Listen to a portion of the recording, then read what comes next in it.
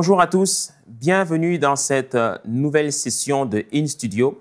Je suis le pasteur Luc Ondias de l'église La Maison du Bâtisseur et je vais avoir la grâce et l'immense joie de partager ces quelques minutes avec vous et de vous communiquer la parole que le Seigneur m'a mis à cœur pour vous. Je vous salue encore dans le nom de notre Seigneur Jésus-Christ et au travers de cette série que nous avons commencée lors de la précédente session sur le thème « L'Église apostolique », eh bien, je vais continuer avec vous sur la même lancée et le thème de cette nouvelle session est intitulé « Déployer la dimension apostolique par l'amour ». Déployer la dimension apostolique par l'amour et pour cela, je vais nous inviter à lire d'abord un premier verset. Ce verset se situe dans le premier livre de Corinthiens, au chapitre 12, on va lire au verset 4 d'abord, où il est écrit ceci: « Il y a diversité de dons, mais le même esprit. Diversité de ministères, mais le même Seigneur. Diversité d'opérations, mais le même Dieu qui opère tout en tous. Or, à chacun la manifestation de l'esprit est donnée pour l'utilité commune. En effet, à l'un est donné par l'esprit une parole de sagesse, à un autre une parole de connaissance selon le même esprit, à un autre la foi par le même esprit, à un autre le don des guérisons par le même esprit, à un autre le don d'opérer des miracles, à un autre la prophétie, à un autre le discernement des esprits, à un autre la diversité des langues, à un autre l'interprétation des langues. Un seul et même esprit opère toutes ces choses, les distribuant à chacun en particulier. » Alléluia. L'apôtre Paul continue encore au verset 27. « Vous êtes le corps de Christ et vous êtes ses membres, chacun pour sa part. Et Dieu a établi dans l'Église, premièrement, des apôtres, secondement, des prophètes, troisièmement, des docteurs, ensuite ceux qui ont le don des miracles, puis ceux qui ont le don de guérir, de secourir, de gouverner, de parler diverses langues. Tous sont-ils apôtres, tous sont-ils prophètes, tous sont-ils docteurs, tous ont-ils le don des miracles, tous ont-ils le don des guérisons, tous parlent-ils en langue, tous interprètent-ils, à aspirer aux dons les meilleurs. Et je vais encore vous montrer une voie par excellence. » Et quand on lit la parole de Dieu, on voit que Paul entre dans le chapitre 13 où il nous parle longuement de l'amour. Alléluia. Je vais encore lire avec vous un autre verset et ensuite nous allons entrer pleinement dans la parole. Ce verset, c'est toujours dans le premier livre de Corinthiens au chapitre 14 au verset 1. « Recherchez l'amour, aspirez aussi aux dons spirituels, mais surtout à la prophétie. » Premièrement, recherchez l'amour, ensuite aspirez aux dons spirituels et ensuite, surtout, la prophétie. Nous sommes en train de parler de l'Église apostolique de Jésus-Christ. L'Église de Jésus-Christ, comme on l'a dit dans la session précédente, elle est apostolique, c'est-à-dire qu'elle est appelée à aller. La Bible nous appelle ambassadeurs. La Bible nous appelle apôtres. Être apostolique, c'est différent du manteau apostolique. C'est différent de celui qui est appelé à être un apôtre dans le corps de Christ. Mais les chrétiens ou encore la communauté qu'on appelle l'Église, elle a un mandat. Elle a reçu un mandat de son Seigneur, Jésus-Christ. C'est d'aller et de faire de toutes les nations des disciples. Pourquoi est-ce que je lis ce passage? Eh bien, le premier passage que nous avons lu dans le premier livre de Corinthiens, chapitre 12, eh bien, Paul est en train de nous parler ici des dons spirituels, des dons spirituels. Et ensuite, plus loin au chapitre 14, il nous dit de rechercher l'amour, les dons spirituels et surtout la prophétie. Quand nous parlons du mandat apostolique, de l'Église, il faut savoir que la dynamique apostolique ou encore la dimension apostolique, eh bien, repose sur trois piliers principaux. Quand on veut embrasser l'apostolique, quand on veut embrasser le mandat apostolique de notre Seigneur Jésus-Christ en tant qu'Église, eh bien, on doit comprendre les trois dimensions de cette dynamique apostolique-là. La première dimension de la dynamique apostolique, c'est l'amour. L'amour. La deuxième dimension de la dynamique apostolique, eh bien, ce sont les dons spirituels que les chrétiens ont dans l'Église, les dons spirituels. Et la troisième dimension, eh bien, c'est le prophétique. L'amour, les dons spirituels et le prophétique. Dieu déploie le mandat apostolique au travers de l'Église, au travers de ces trois piliers-là. Au travers de l'amour, au travers des dons spirituels et au travers du prophétique. Amen. C'est très important de comprendre cela. On va d'abord parler de l'amour et je vais rester vraiment sur l'amour. L'amour, c'est le premier commandement. L'amour, c'est tout. L'amour, c'est ce qui fait qu'on est chrétien. L'amour, c'est ce qui a poussé Dieu à donner son Fils unique, afin qu'aujourd'hui, nous soyons tous appelés fils de Dieu, afin que tous, aujourd'hui, nous puissions être récoltés, ramenés, réconciliés avec notre Dieu. Notre Dieu est amour. Et quand nous venons à Christ, je vous ai dit dans le premier volet que lorsque nous venons à Christ, nous avons un acteur important dans notre marche avec le Seigneur. Cet acteur, c'est le Saint-Esprit. Le Saint-Esprit, je l'appelle le tuteur royal. Pourquoi il est le tuteur royal? Parce qu'il est celui qui vient nous éduquer. C'est celui qui vient nous éduquer et nous inculquer les valeurs et le caractère de Christ en nous. D'accord? Et quand le Saint-Esprit vient nous éduquer, vient nous inculquer le caractère de Christ en nous, eh bien, la première chose qu'il va d'abord imprégner dans notre caractère, dans notre être, c'est l'amour. Tout part d'abord de l'amour. Dans notre relation avec Dieu, tout commence par l'amour. Rappelez-vous que le Saint-Esprit nous éduque, ensuite il nous prépare et ensuite il nous mandate, c'est-à-dire il nous révèle notre appel à titre individuel et en tant que corps. Et après, il nous relâche dans la société. Mais tout part d'abord par l'éducation. Aujourd'hui, le Saint-Esprit est en train de vous éduquer. Et comment le Saint-Esprit vous éduque? Eh bien, il vous éduque dans l'amour. D'abord, dans la relation intime que vous avez avec votre Seigneur Jésus-Christ, d'accord? Mais ensuite, il va vous enseigner comment manifester cet amour dans le monde. C'est cela l'apostolique. Hein? Quand nous sommes en Christ, nous sommes tous apostolos, apostelos, d'accord? Le mot grec de apôtre, c'est apostelos, c'est-à-dire nous sommes tous des envoyés dans la société pour révéler Christ au plus grand nombre. Et le Seigneur va d'abord s'assurer que l'amour est imprégné dans notre caractère. Pourquoi? Parce que l'arme la plus puissante d'un apôtre, l'arme la plus puissante d'un apostello, c'est l'amour. Vous ne pouvez pas conquérir le monde si vous n'avez pas l'amour. Mais attention, si vous n'avez pas l'amour pour le Seigneur. Pour le Seigneur. Pourquoi je précise pour le Seigneur? Eh bien, parce que beaucoup parmi nous croient que Dieu nous a demandé d'aimer le monde. Les chrétiens, on n'est pas appelés à aimer le monde. Ça, c'est la responsabilité de Dieu. Dieu a tant aimé le monde qu'il a donné son Fils, son unique. Nous, ce que Dieu nous demande, c'est d'aimer le Seigneur de tout notre cœur et d'aimer notre prochain comme nous-mêmes. OK? Je suis d'accord, d'aimer notre prochain comme nous-mêmes, mais de ne pas aimer le monde. Alléluia. Vous allez comprendre pourquoi je dis cela. Un apôtre, un apostello, c'est-à-dire quelqu'un qui est appelé à aller, c'est quelqu'un qui est appelé à aller dans le monde, révéler Christ au plus grand nombre, c'est quelqu'un qui doit être épris d'amour, c'est quelqu'un qui doit être imprégné d'amour, d'abord pour le Seigneur et ensuite pour son prochain en tant qu'homme, mais pas pour le monde.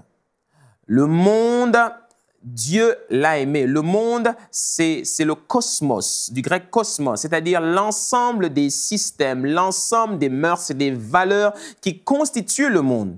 S'il y a bien des défis que rencontrent beaucoup de chrétiens aujourd'hui, c'est de relever le défi de ne pas aimer le monde, de ne pas s'attacher au monde. Parce que si vous vous attachez au monde, vous ne pourrez pas vous attacher à Dieu. Alléluia. Regardez, rappelez-vous dans le premier livre de Jean, au chapitre 2, au verset 15, il est écrit « N'aimez pas le monde ni ce qui est dans le monde. Si quelqu'un aime le monde, l'amour du Père n'est pas en lui. » Une autre version de la Bible, Parole vivante, nous dit « N'aimez pas le monde ni rien de ce qui fait partie du monde. Si quelqu'un aime le monde, l'amour du Père n'a pas de place dans son cœur. » Waouh! Est-ce que vous vous rendez compte de ce qu'il dit ici? Il est en train de dire que l'on ne doit pas aimer le monde. Qu'est-ce que le monde? Le monde, c'est tous les systèmes, toutes les organisations, tout ce qui fait le monde.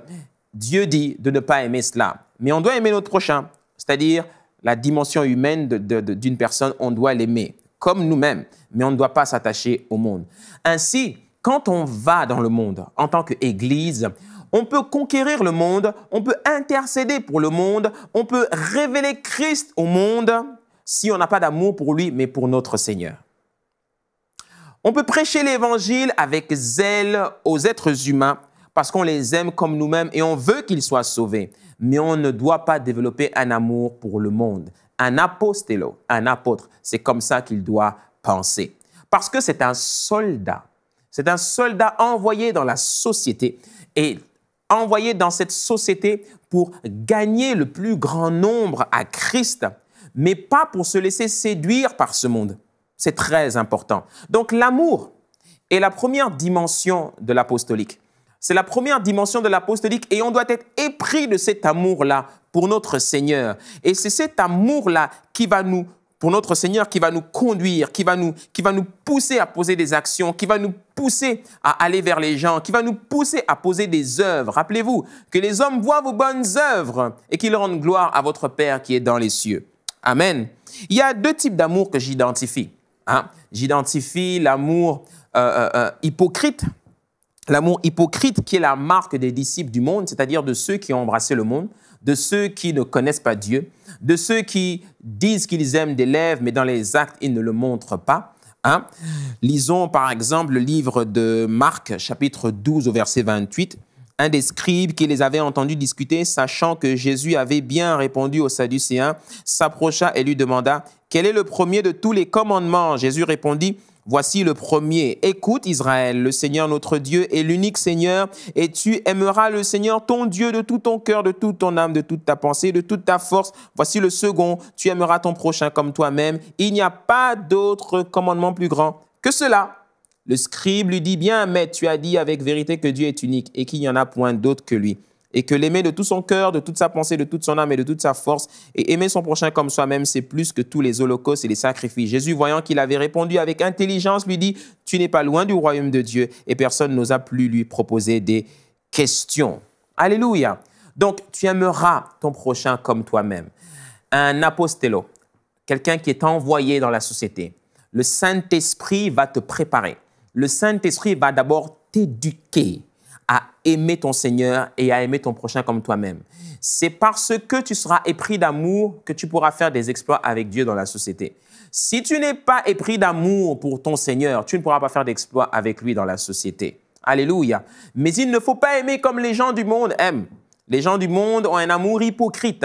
Ce n'est pas un vrai amour. Ce n'est pas l'amour agapao, l'amour inconditionnel de Christ en nous. C'est un amour qui est conditionnel, conditionné à du matériel, conditionné à un retour sur investissement, conditionné à beaucoup de choses. Alors que l'amour de Christ, quand il vous prend, quand vous avez un amour sans limite pour le Seigneur, eh bien, vous êtes prêt à tout. Vous travaillez avec passion dans le champ de votre couloir. Vous travaillez avec passion pour votre Seigneur parce que vous n'avez qu'un seul objectif qui brûle en vous, c'est celui de révéler Christ au plus grand nombre. Tel est le mandat apostolique de l'Église. Alléluia. Et j'identifie encore un autre amour. Cet amour, cette marque d'amour, c'est celle des disciples. C'est celle des disciples. Premier livre de Pierre, au chapitre 1, au verset 22 à 23, il est écrit « Vous avez purifié vos âmes en obéissant par l'Esprit à la vérité pour avoir un amour fraternel, sincère. Aimez-vous donc ardemment les uns les autres d'un cœur pur. En effet, vous êtes nés de nouveau, non pas d'une semence corruptible, mais d'une semence incorruptible, grâce à la parole vivante et permanente de Dieu. » Un amour fraternel, sincère. La marque d'amour entre les disciples de Christ, c'est l'amour sincère et fraternel. Le Seigneur a dit, quand les gens verront comment vous vous aimez, ils reconnaîtront par cela que vous êtes mes disciples. Alléluia. Ainsi, quand nous allons dans le monde, notre mandat nous appelle à manifester, à témoigner de l'amour les uns envers les autres. Ainsi, nous allons interpeller les gens qui sont à l'extérieur. C'est le premier pilier de la dynamique apostolique que nous sommes appelés à embrasser. L'amour que nous avons les uns envers les autres. Les signes de l'amour fraternel sincère, ce sont des signes visibles dans le comportement et le caractère. Quand on dit livre de Galates, chapitre 5 au verset 22, voici les fruits de l'esprit, etc. L'amour, la paix, la joie, la patience. eh bien, tous les 8 autres fruits de l'esprit sortent tous de l'amour. Hein? Il n'y a pas en fait 9 fruits de l'esprit. Il y a un seul fruit de l'esprit, c'est l'amour. C'est de l'amour que sort la paix, c'est de l'amour que sort la joie, c'est de l'amour que sort la douceur, c'est de l'amour que sort la maîtrise de soi, c'est de l'amour que sort l'humilité, la foi, la bonté, la bienveillance, l'amabilité, etc., etc. C'est de l'amour que sort tout ça. Donc, on n'a qu'un seul fruit de l'esprit à développer en nous, c'est l'amour. Eh bien, on n'a pas à le chercher, cet amour. Pas dans le monde, bien entendu, mais on le cherche dans la relation que l'on cultive, que l'on entretient avec Dieu. Plus on grandit dans notre relation avec Dieu et plus on est rempli d'amour pour notre Dieu et plus on peut travailler pour lui dans le monde. Alléluia. C'est très important. Et cette dynamique apostolique, cette dimension apostolique de l'amour, eh bien, c'est celle-là d'abord qui va nous amener à embrasser le mandat que nous avons. Alléluia. Jésus-Christ ne nous a jamais demandé de mourir pour le monde. Jésus-Christ est mort pour ce monde. Jésus-Christ, en revanche, nous demande de révéler son royaume, de le révéler au plus grand nombre. Et pour cela, il faut le faire au travers de l'amour. Mais comment? Et voici la question que je nous pose.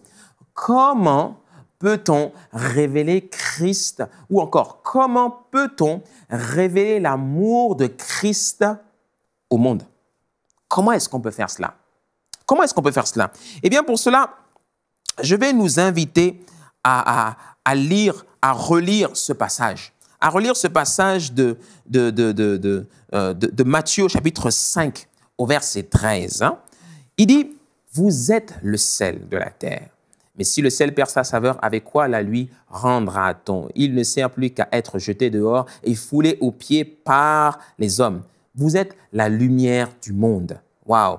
Une ville située sur une montagne ne peut être cachée et on n'allume pas une lampe pour la mettre sous le boisseau, mais on la met sur le chandelier et elle éclaire tous ceux qui sont dans la maison. Que votre lumière luise luise ainsi devant les hommes, afin qu'ils voient vos bonnes œuvres et qu'ils glorifient votre Père qui est dans les cieux. Waouh! Qu'ils voient vos bonnes œuvres, d'accord? Le mot « bonne » ici vient du grec « kalos », K-A-L-O-S. Kalos, qui veut dire belle, excellente, précieuse, véritable, honorable, digne d'honneur, réconfortante.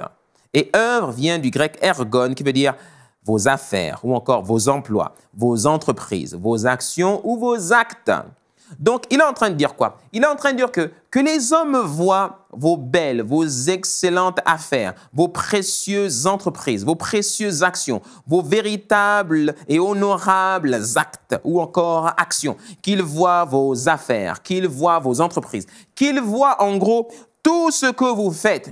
Ainsi, quand ils verront tous vos actes, quand ils verront toutes vos œuvres, quand ils verront toutes vos affaires, quand ils verront toutes vos organisations, quand ils verront toutes vos entreprises, quand ils verront toutes les actions que vous poserez, eh bien, ils ne reconnaîtront pas votre amour. Ils ne reconnaîtront pas votre amour. Ils reconnaîtront l'amour de Dieu, l'amour de Jésus-Christ au travers de vos actions. Alléluia! C'est très important à comprendre que Dieu ne nous demande pas d'aimer le monde, mais Dieu nous demande de manifester l'amour de Christ qui brûle en nous au travers de nos actions, au travers de nos œuvres. C'est très important. L'amour est quelque chose qui ne se dit pas, il se démontre. Ainsi, quand nous disons « Jésus vous aime », eh bien, nous ne devons pas juste nous arrêter là. On doit prouver l'amour de Jésus-Christ au travers de nos actes, au travers de nos actions, au travers de nos œuvres, au travers de ce que nous posons comme acte. Voilà pourquoi Salomon a découvert quelque chose de très important. Salomon a dit une phrase très importante. Il a dit « La sagesse du pauvre est méprisée ». Vous vous rappelez de ce passage? Cette petite histoire que Salomon raconte dans le livre de l'Ecclésiaste. Il dit « Voici une chose que j'ai vue sous le soleil. Hein? J'ai vu une ville qui était assiégée par un ennemi. D'accord? Cet ennemi a assiégé la ville et la ville a été délivrée. Grâce à qui? Grâce à un pauvre. Grâce à un pauvre. Un pauvre sage. Alors, il était pauvre et il était sage. Il était pauvre, c'est-à-dire qu'il n'avait pas de moyens, mais il avait la sagesse. Et à un moment de crise importante, on est venu le consulter, cet homme pauvre. On est venu le consulter et grâce à sa sagesse, il a pu délivrer la ville. Mais regardez la conclusion de Salomon dans le livre de l'Ecclésiaste. Il dit, mais à la fin, sa sagesse a été méprisée. Waouh! Cet homme, sa sagesse, c'est-à-dire son conseil, ses conseils ont pu délivrer la ville. Mais après, on l'a méprisé, pas parce qu'il était sage, on l'a méprisé parce qu'il était pauvre. Waouh! Pourquoi on l'a méprisé parce qu'il était pauvre? Eh bien, parce que quand vous êtes pauvre, vous êtes économiquement parlant inutile à la société. Oui, oui. Économiquement parlant, vous ne servez à rien. C'est pour cela qu'aujourd'hui, l'Église de Jésus-Christ n'est pas consultée sur les grandes places du monde. Oui, l'Église de Jésus-Christ n'est pas appelée pour apporter conseil et sagesse aujourd'hui parce que tout simplement, elle a la sagesse, elle a la vérité, elle a la parole de Dieu, mais elle n'a pas les moyens. Pour beaucoup d'églises, c'est comme ça. Beaucoup d'églises, on se retrouve dans ce cas de figure parce qu'on n'a pas les moyens de démontrer l'amour que l'on annonce. On dit Jésus-Christ vous aime, le monde en face nous répond OK, il nous aime, nous avons des problèmes économiques, nous avons des problèmes politiques, nous avons des problèmes sociaux, nous avons toutes sortes de problèmes, mais on n'apporte pas de solution, on ne fait que parler, mais on n'apporte pas de solution. Il y a des problèmes dans l'éducation, où est l'Église? À quel moment construisons-nous des écoles? Je sais qu'il y en a qui font déjà cela, mais ce n'est pas suffisant. On dit il y a des crises sociales dans la société. Où sommes-nous? Comment apportons-nous notre pierre à l'édifice pour construire les communautés? Alléluia. Je vous assure, c'est un message qui n'est pas accepté par beaucoup. Parce que beaucoup partent du principe que quand on s'intéresse trop aux défis de la société, alors on sort un tout petit peu de l'évangile parce que l'évangile, c'est juste annoncer Jésus-Christ, sauver les âmes, c'est un message qui est purement spirituel et qui s'arrête là. Non, l'évangile n'est pas un message qui se limite au spirituel. L'évangile est un message qui affecte toutes les sphères de la société et de l'homme. Jésus-Christ nourrissait les gens. Jésus-Christ guérissait les malades. Rappelez-vous que la priorité du ministère de Jésus-Christ, c'était de guérir les malades. Jésus arrivait partout où il arrivait, il guérissait les malades. Pourquoi? Parce que les gens disaient, c'est bien beau tout ce que tu racontes, mais nous, on est malades. On n'arrive pas à marcher, on a toutes sortes de maladies qui nous oppressent. Et Jésus-Christ, par la puissance du Saint-Esprit, et là maintenant, c'est la dimension surnaturelle du mandat apostolique qui va nous accompagner aussi. D'accord? Eh bien, Jésus-Christ guérissait les gens également. Mais il les nourrissait, il leur faisait du bien, il les encourageait par ses paroles, etc., etc. Tout ça, c'était la dimension de l'amour que Jésus-Christ manifestait en public. Alléluia. Et notre mandat aussi est un mandat qui doit se manifester au travers de l'amour. Amen. Et je vais nous laisser avec un dernier verset. Amen. Je vais nous laisser avec un dernier verset. C'est cette petite histoire que l'on retrouve dans le livre de Luc au chapitre 10 au verset 25. Un docteur de la loi se leva et dit à Jésus pour l'éprouver, « Maître, que dois-je faire pour hériter la vie éternelle ?» Et Jésus lui dit, « Qu'est-il écrit dans la loi?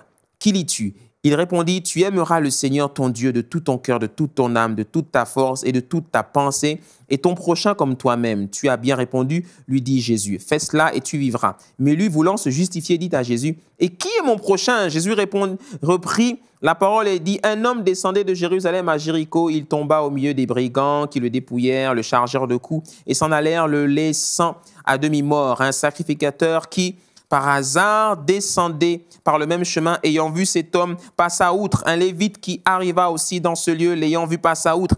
Mais un Samaritain qui voyageait étant venu là fut ému de compassion lorsqu'il le vit. Il s'approcha et banda ses plaies en y versant de l'huile et du vin. Puis il le mit sur sa propre monture, le conduisit à une hôtellerie et prit soin de lui. Le lendemain, il tira 2 deniers, les donna à l'autre et dit, « Ah, aie soin de lui, et ce que tu dépenseras de plus, je te le rendrai à mon retour. Lequel de ces 3 te semble avoir été le prochain de celui qui était tombé au milieu des brigands? C'est celui qui a exercé la miséricorde envers lui, répondit le docteur de la loi. Et Jésus lui dit, « Va et toi, fais de même. » fait de même. C'est une histoire simple dans laquelle Jésus-Christ nous exhorte à aller et à faire du bien à des personnes qui sont dans le besoin. Et c'est là que commence la dimension de l'amour lorsque nous embrassons le mandat apostolique. C'est au travers de nos œuvres. C'est au travers de nos œuvres que nous pourrons manifester l'amour que Jésus-Christ a pour les gens. Le pauvre dans l'histoire de Salomon, qui était sage, il était économiquement faible. C'est pour cela qu'il y a un débat, par exemple, dans l'Église qui parle souvent qui tourne autour de l'argent, de la prospérité, etc., etc. Bien entendu, quand on abuse de quelque chose, ce n'est plus l'Évangile. Mais je peux vous assurer que l'Évangile que nous annonçons, nous avons aussi besoin de moyens. Comment est-ce que vous voulez construire des écoles si vous n'avez pas de moyens? Comment est-ce que vous voulez nourrir des villages, à faire du bien, construire des hôpitaux? Comment est-ce que vous voulez faire du bien aux gens si vous n'avez pas de moyens? Peut-être qu'à titre individuel, vous n'aurez pas de moyens, mais en tant que communauté, en tant qu'Église, vous pourrez le faire. Quand une Église, quand une communauté, quand le corps de Christ décide de se lever pour amener l'Évangile dans une région, il faut des moyens. Il faut des moyens. Quand on arrive dans une région, les gens, ils ont des problèmes. Les gens, ils ont des défis à relever. Les gens, ils ont des défis éducationnels. Les gens, ils ont des défis à l'école. Les gens, ils ont des défis conjugaux. Les gens, ils ont des défis politiques. Les gens, ils ont des défis de toutes sortes. Et quand l'Église arrive avec sa sagesse à l'image de cet homme pauvre, la sagesse, c'est bien, mais la sagesse, c'est mieux quand on a les moyens. Et c'est pour cela que l'Église que nous sommes, nous devons chercher la sagesse qui nous permettra non seulement d'annoncer cet évangile avec sagesse, mais qui nous permettra aussi de réunir tous les moyens que le Seigneur nous donnera pour mettre en œuvre le message que nous annonçons. C'est un message extrêmement important. L'apostolique, l'Église que nous sommes, l'Église apostolique, on doit avoir des moyens. On doit avoir des moyens. L'Église, quand nous sommes ensemble, nous sommes une force. Dans l'Église, il y a des gens qui travaillent. Il y en a d'autres peut-être qui ne travaillent pas. Mais parmi ceux qui ne travaillent pas, vous avez des compétences, vous avez des dons, vous avez des talents, vous avez toutes sortes. C'est d'ailleurs le deuxième volet de la dynamique apostolique, les dons spirituels. Vous êtes capable de faire plein de choses. Vous êtes créatif, vous avez de l'intelligence, vous êtes capable de bâtir des choses. Vous pouvez faire plein de choses d'un point de vue technique. Vous pouvez construire vous pouvez faire plein de choses. Mais tout ça, vous devez le faire dans l'amour. On doit le faire dans l'amour. Mais pour cela, il nous faut des moyens. Alléluia. Et pour déployer la dimension apostolique dans l'amour, il nous faut les moyens. Alléluia. Et quand on commence à parler des moyens, on ne peut pas s'empêcher de parler des dons spirituels. Et quand vous comprenez que l'amour, tout commence par l'amour et qu'ensuite il y a les dons spirituels, alors là, vous commencez vraiment à embrasser le message apostolique. Alléluia. Je vous laisse sur cette note-là et je vous invite à la troisième session de cette série sur l'Église apostolique. Je vous dis à très très bientôt et que Dieu vous bénisse. Bye bye.